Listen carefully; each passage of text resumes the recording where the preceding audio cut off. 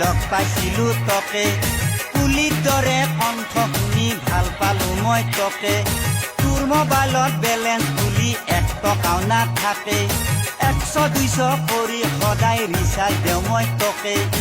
আজিহে গম পালো মই লেডিজ আপাতকে অ'কে ডাৰ্লিং অ'কে খাই দিলি তই মোক